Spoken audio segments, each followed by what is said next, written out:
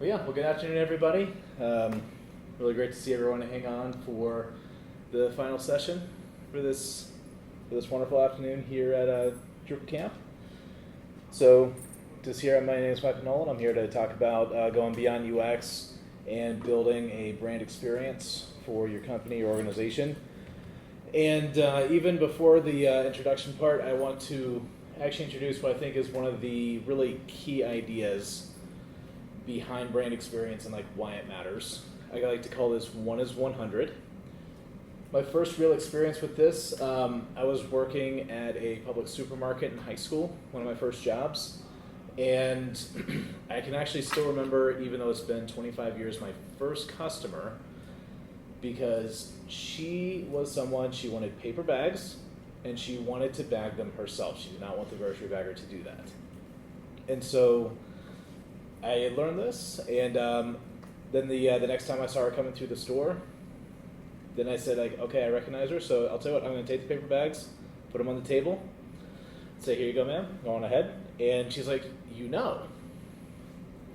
I'm like, yeah, it's my job.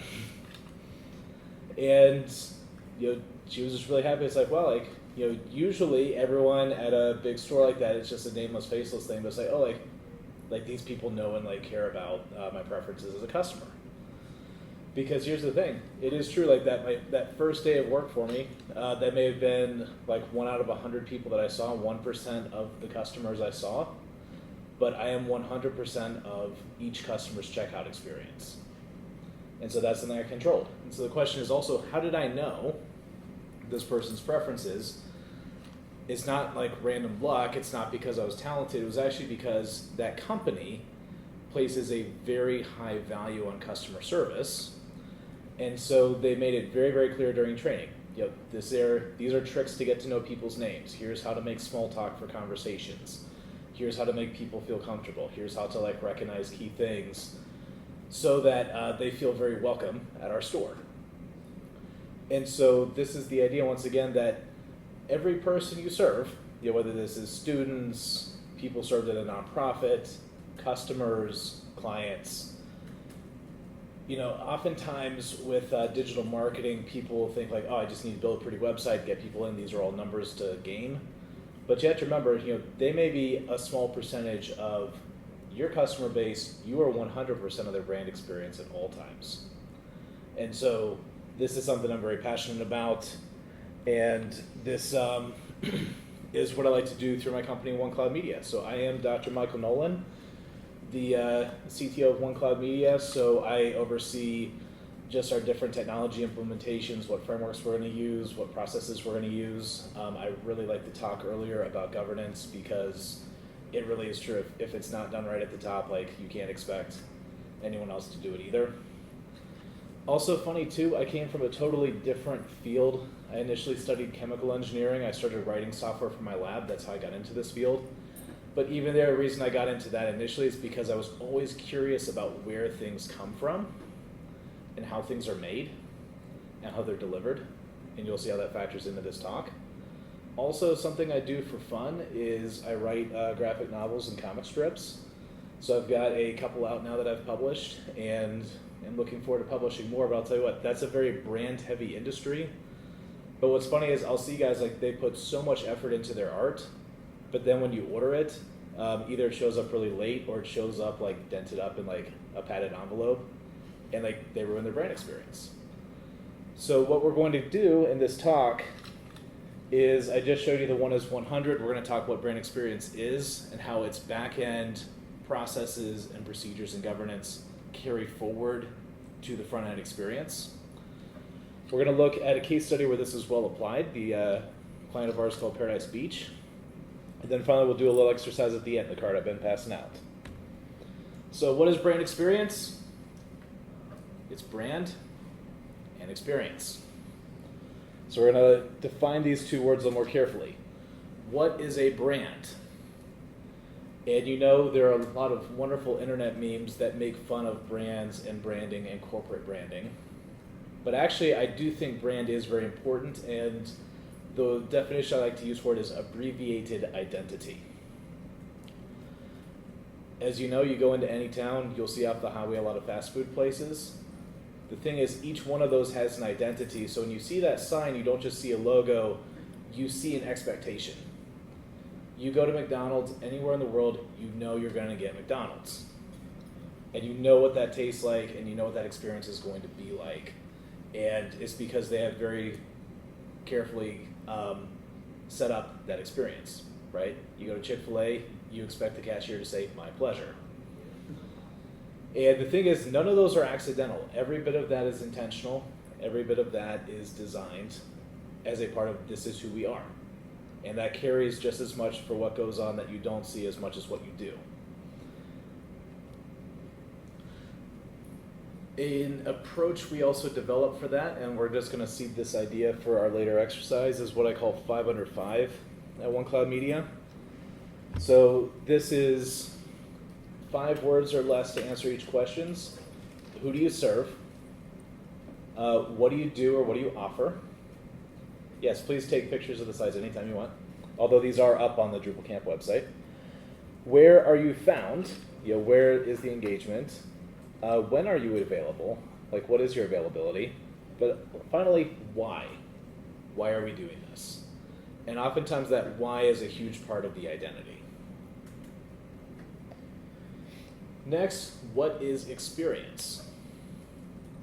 And so again, because with Drupal, oftentimes most of the stuff we'll do for our consultancy is, you build websites, you build marketing websites, and also we do a lot of the SEO, AEO.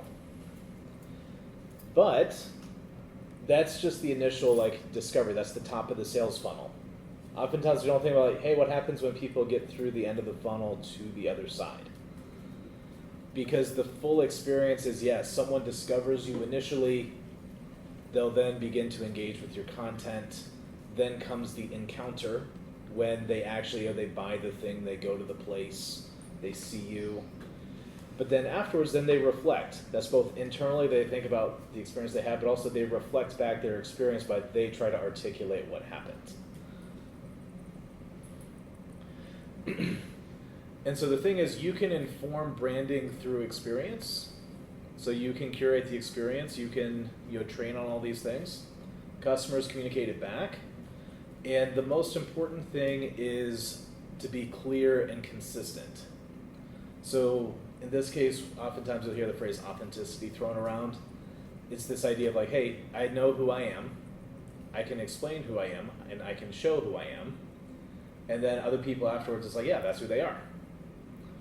And the thing is that it's different things for different people. But the main question is, do you know yourself? Can you explain yourself? And then can people explain it to others? Oftentimes you'll talk about word of mouth marketing, and that is the thing. That is them trying to say what is this thing that I just had?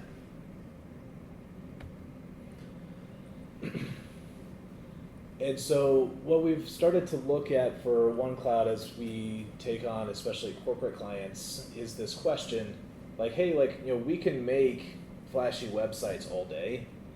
We can SEO optimize, GEO optimize stuff all day.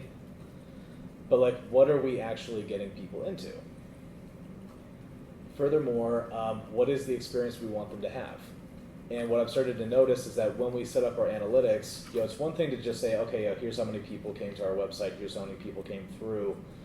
But we want to start asking, hey, what is the full experience? And it turns out you'll need to set up your back-end systems as much as your front end for this curation.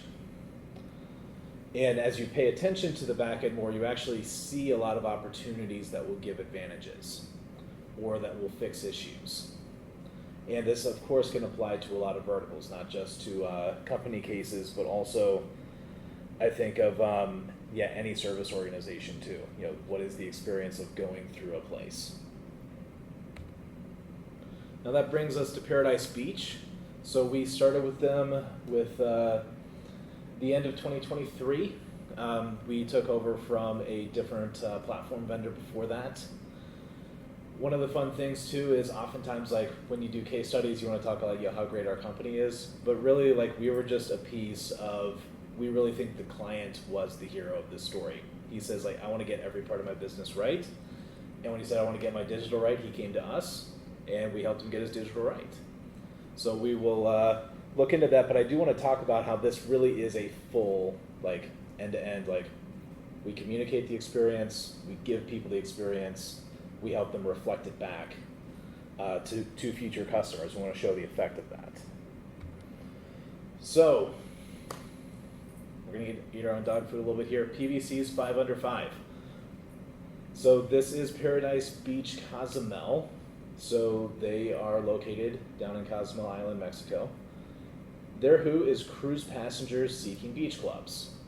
This is a very common type of vacation, and you get into the philosophy of actually like vacations and sabbaticals and times off. It's actually a very fascinating thing if you start to think about it. But we just know like this is who we are. There are a lot of other vacationer types out there. There are a lot of other visitor types, tourist types. Are like, this is who we are.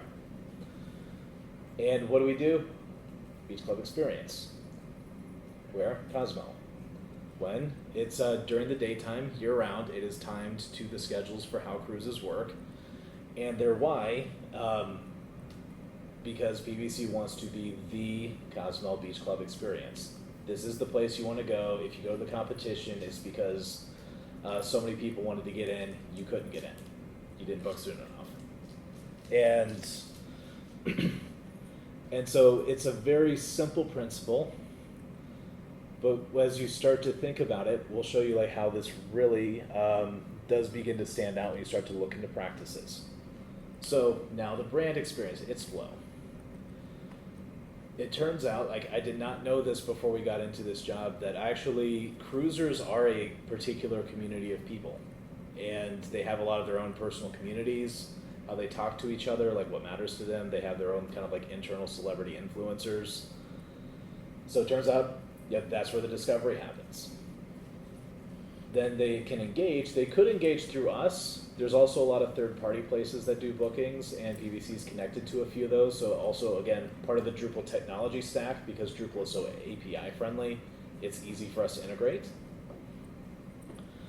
Then they come to the place for the experience. So that's not our part at all, although actually we are a part of their back end for tracking and understanding that data. Then the reflection is you go back out, you give reviews. You'll notice a lot more businesses ask for that now. I'll tell you, all the answer engines are looking for reviews.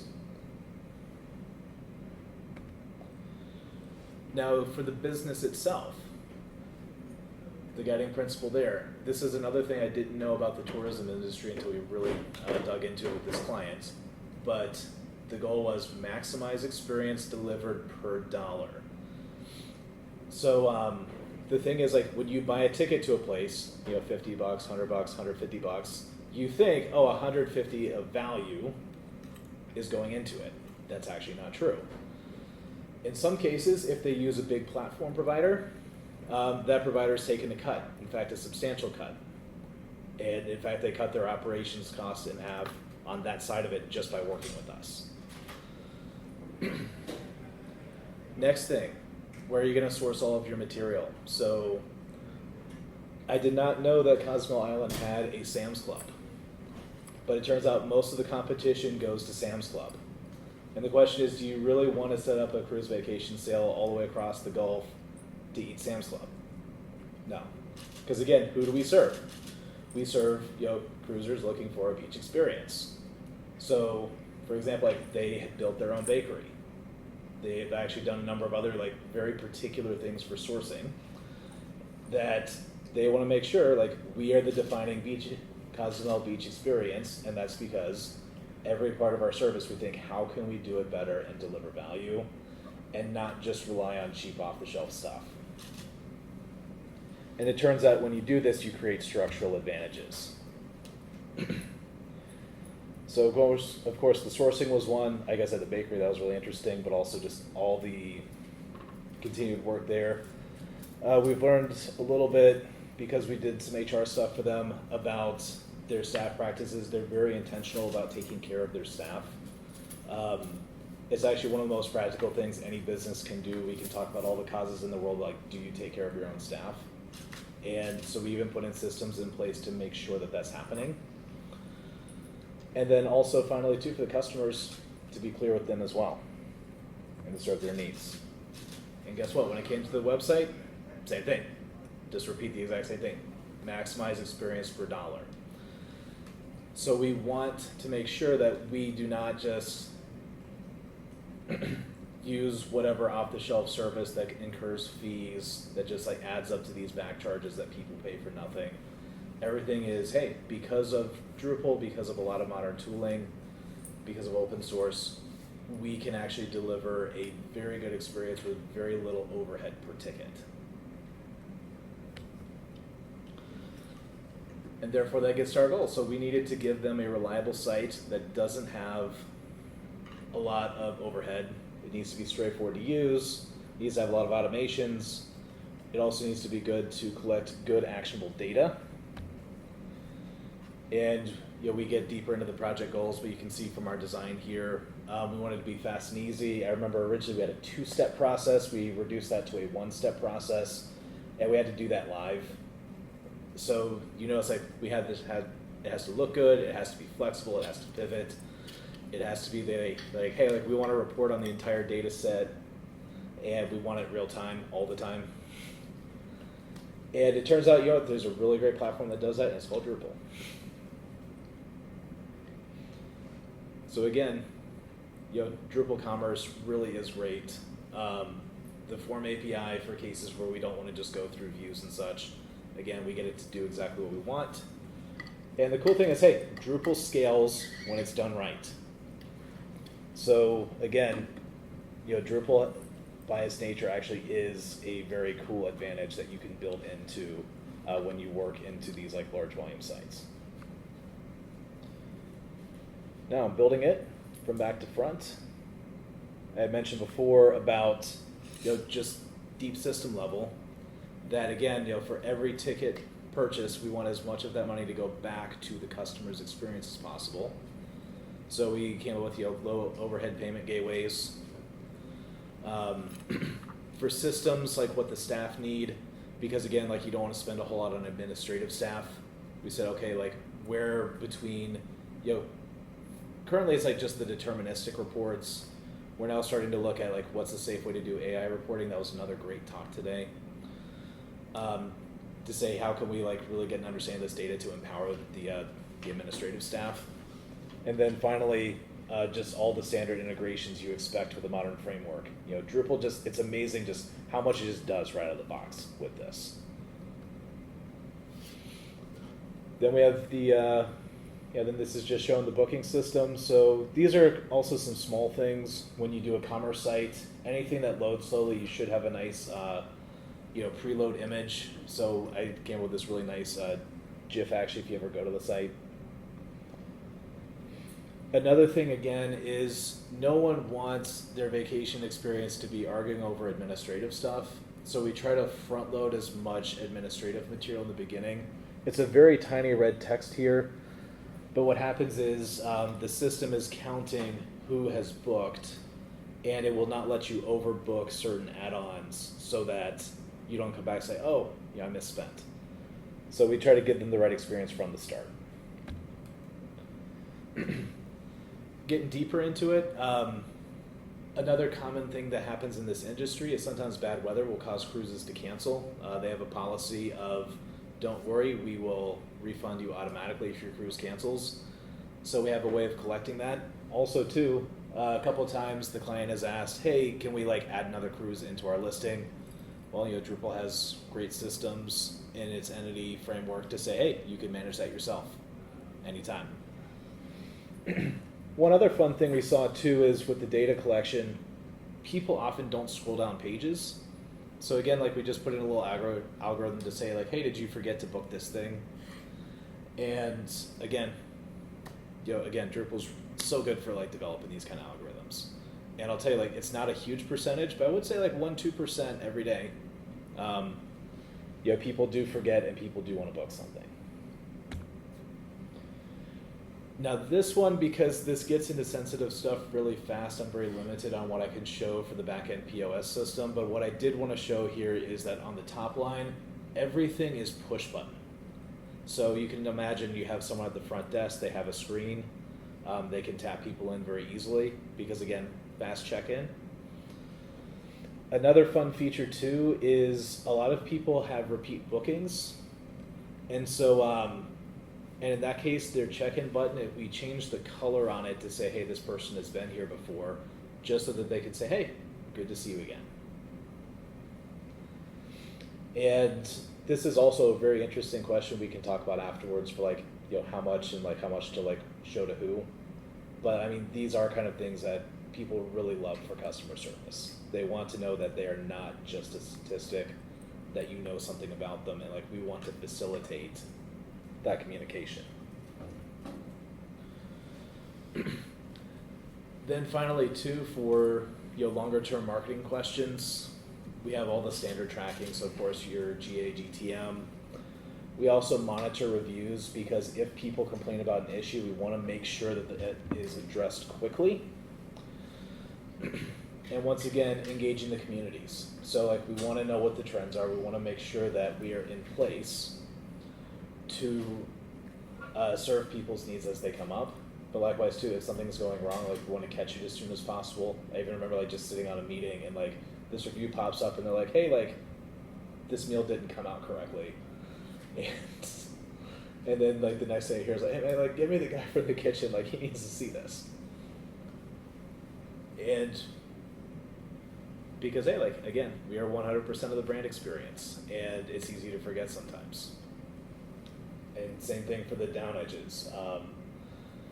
Probably like the biggest compliment we've gotten on this project is when he said, hey man, like for the last 3 months, like there have been no issues and everything just works. That's what you want it to be.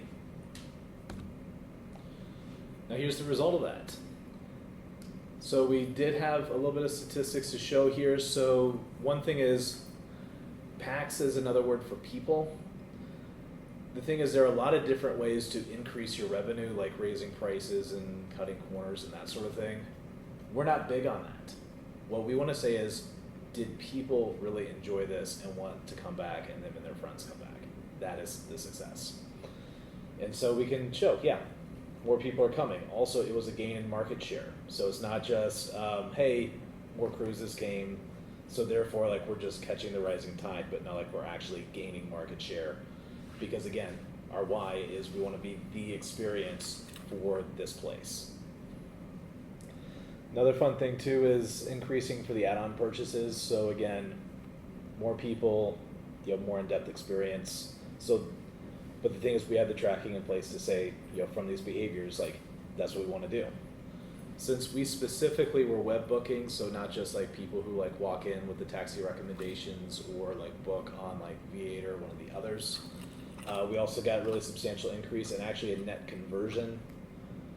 And because that was another goal too. You may not know this, but a lot of the third-party sites actually charge pretty substantial platform fees. And again, that's money that does not go back into the business. And so, so what we notice is again, pretty front end, of course, obviously by default. But hey, if it looks good, it stands up, people have a good experience, people will come. And these are all systematic things. These are things anybody can build in for their practices.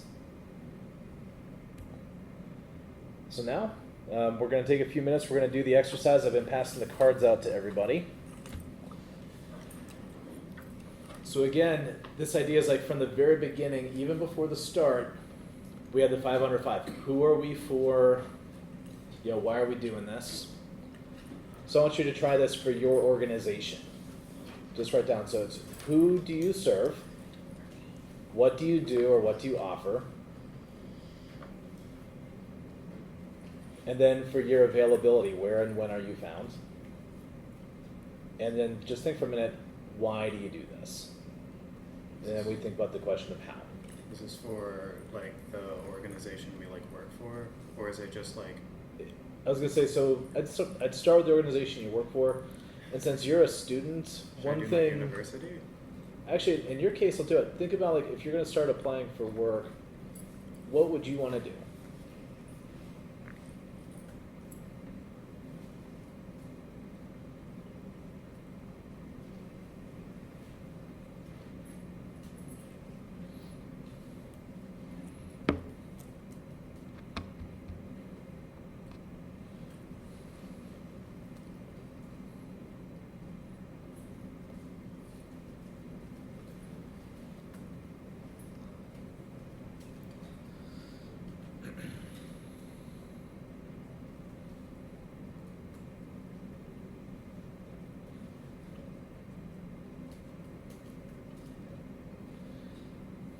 everyone's working, I'll give a little bit about One Cloud Media and how we also came across this for ourselves.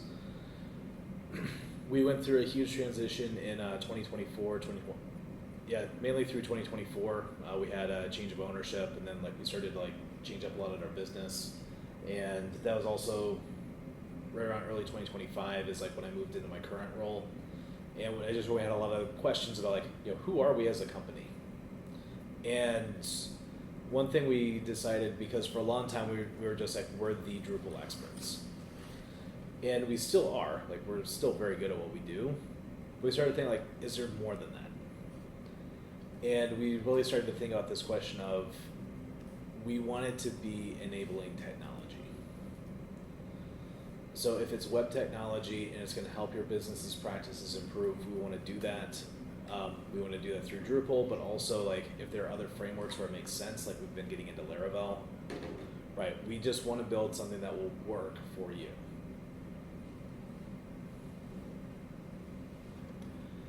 And what that also means too is, in terms of our focus, there's a lot of RFPs that then shift into, it's we could do it, but it's not our core.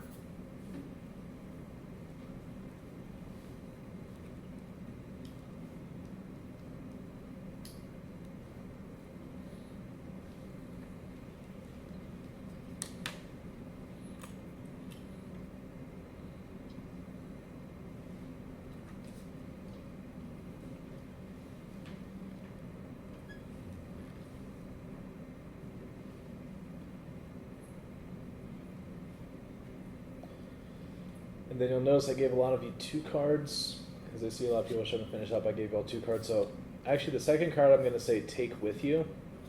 Also feel free to take the pen with you if you want. But when you go either to the restaurant tonight or when you're going home, one thing that struck me when I first started thinking about this, I was in the airport for a different conference, and I just remember seeing this whole line of stores. If you've been to the Charlotte airport, you probably know which hallway I'm even talking about. And I just stopped to think, I see the Lego store, and I see the MAC makeup store, and a few others. And I was wow, dude, each one of these has this very particular display. Lego is that bright yellow, and yellow is actually a very important color choice to say who we are for. MAC kind of looks like one of those makeup kits, you're opening up and walking inside. And so I'd say just pick a random store like that, and then do it for that store. And if you continue to kind of train this skill, you'll start to actually notice a lot of little things, either intentional or unintentional, that they're saying this is who we're for.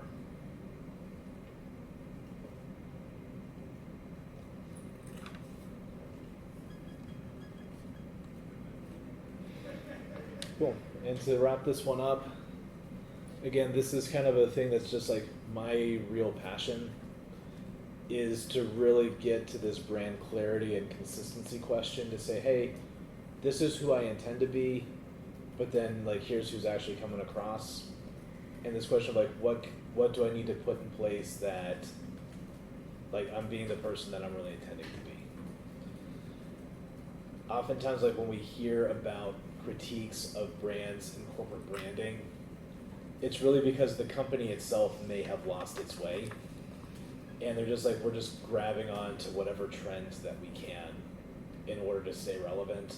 But the thing is you can feel the inauthenticity when you do that. Some places they want to present they're one thing, but really they don't care about the thing that they're doing. And again, this is where you get places of, you're in a sale all the way across the Gulf so that there's a guy who's going to serve you Sam's Club.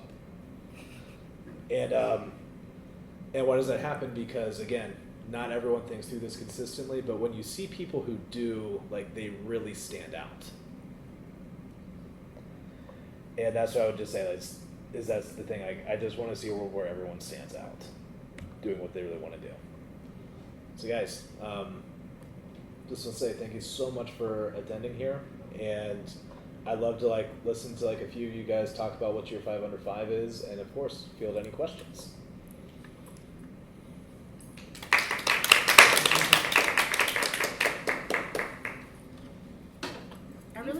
you said about just the whole experience from all of the processes and everything, and how that just comprises the whole customer experience. And it's so easy to get caught up in kind of marketing artifacts and assets as like, oh, this is, I'm working on our brand, and setting aside things like, well, I really should be focusing on customer onboarding or like these other processes. And it just reminds me of the need to prioritize some of those processes that might not be as smooth as filled out as they could be. And those are just as important as writing a blog post or putting something on social or something like that. So thank you for your perspective on this. I really appreciate it. Absolutely. I was gonna say my other job in high school, it was at a Chick-fil-A. Here's the funny thing, I just remember all of my friends working at other fast food places are like, oh yeah, like there's this nightmare behind the scenes, there's that nightmare behind the scenes. But like, I was actually like almost like patriotic because I'm like, dude, like we're like so clean back there. Like I'm actually like proud of what we do. Yeah, that's awesome. My first job was also Publix. Oh, yours is also Publix? Yeah, Yep. but a few years prior to yours. And I don't remember them having all that much in the training. Of course, it was a long time ago. Yeah. And I was gonna say, and also like actually like the manager once showed me the book from the founder, and I've got that book now, and that's another really fascinating one because he was upset with the management practices at his old company, so he started Public Supermarkets, and so like then his old company started like dumping money into advertising to like try to like run him out of business at the start. And he's like, dude, like the only way I'm gonna win is if I give people such a good experience. That's where their shopping as a pleasure is. Right, it's a pleasure. And so what was it? He was the first guy to do fresh flowers in a grocery store. First guy to do the walk-up coolers. You think of the milk coolers. He was the first guy to do that. He went to New York. He saw those like doors that open for you when you walk in. They were new at the time. He's like, dude, I don't care what it costs. Get me those. You know, people came from like 100 miles away just to see those doors. That's fun. And again, it's all just management practices and saying we will take care of customers. Zero number, it is really good. It's refreshing to hear it framed this way too, in that if you give customers an easy to navigate, simple, transparent interface, they will spend more money with you. You don't have to try and trick them into spending more money. Yes. And I think that that's kind of unusual for what I generally hear out in the ecosystem. Yes, absolutely. Because, again, but that also comes down to which metrics to track. If you bring in more people and you gain more market share, that is a structural advantage as opposed to like cutting corners to get money. But what's also interesting too, because I worked in the nonprofit space for a few years before my current company, the thing is I also know there are certain nonprofits out there too that instead of it being shortcuts for money, it's more for prestige, right? You know, I hold this position, that position, I'm entitled to this thing, that thing. And there are equivalents in each of the industries.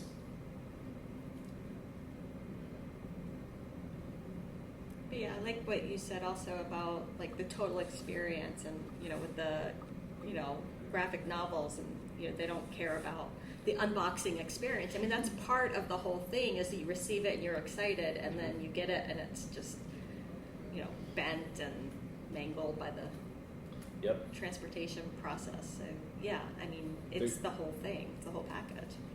The craziest one that I saw, the guy, because like in the industry it's called bag and boarding.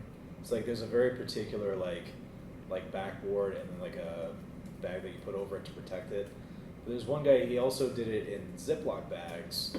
That actually has a very subtle chemical reaction with the paper that can potentially like discolor it over time. And it's one of those things like you don't see it among professionals, you see it a lot more among indies, but like that is actually like if you're indie, like that is one of the make or break things.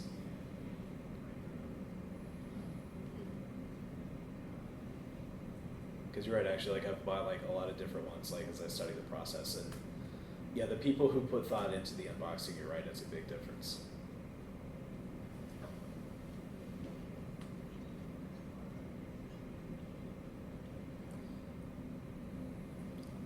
Cool, yeah. Thank you. I'll turn this one off.